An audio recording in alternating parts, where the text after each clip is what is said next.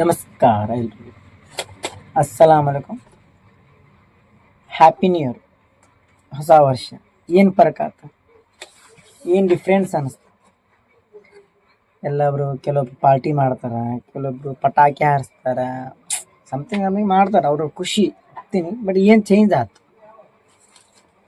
ಅಂದರು 26ಕ್ಕೆ ಪ್ರಪಂಚ ಎಂಡ್ ಅಂತ. ಎಲ್ಲಿ ಅದೇ ಸೂರ್ಯ, ಅದೇ ಬೆಳಕು, ಅದೇ ಕೆಲಸ, ಅದೇ ಬಿಸ್ನೆಸ್, ಅದೇ ಮನಿ, ಅದೇ ಜನ. ಏನು ಚೇಂಜ್ ಆಯ್ತು? Just for a change calendar ಇಲ್ಲಿತ್ತಲ್ಲ, ಜಸ್ಟ್ ಇದು ಒಂದು ಅಕ್ಷರ ಚೇಂಜ್, ಇದು ಮತ್ತೇನು ಚೇಂಜ್ ಇಲ್ಲ. Happy new year, happy new year. But ಎಲ್ಲರೂ ಪಾರ್ಟಿ ಮಾಡ್ತಾರೆ, ಎಂಜಾಯ್ ಮಾಡ್ತಾರೆ. ಆದರೆ ನಾನು ನಮ್ಮ ದೋಸ್ತ ಜಸ್ಟ್ ಇದು ಲಾಕ್ ಮಾಡೋದು, ಓಪನ್ ಮಾಡೋದು, ಪ್ರತಿದಿನದ ಜೀವನ ಇದು.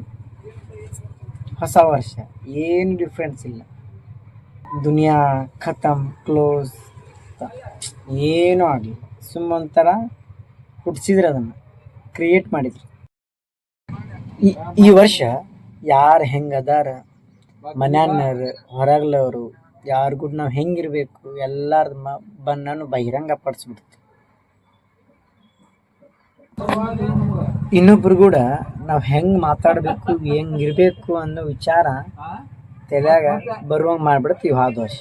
ಭಾಳ ವಿಚಾರ ಮಾಡುವಂಥ ಸಿಚುವೇಶನ್, ಮೈಂಡ್ ಪವರ್ ತಂದು ಕೊಡ್ತು ಇದು ಹೋದ ವರ್ಷ. ಗೊತ್ತಾಯ್ತು, ಎಲ್ಲಾರು ಬನ್ನನು ಗೊತ್ತಾಯ್ತು. ಸಾಕು, ನಮ್ಮ ಪಾಡಿಗೆ ನಾವಿರೋದು ಭಾಳ ಬೆಸ್ಟ್. ಅವ್ರದ್ದು ಸವಾಸ ಒಳ್ಳೇದಲ್ಲ.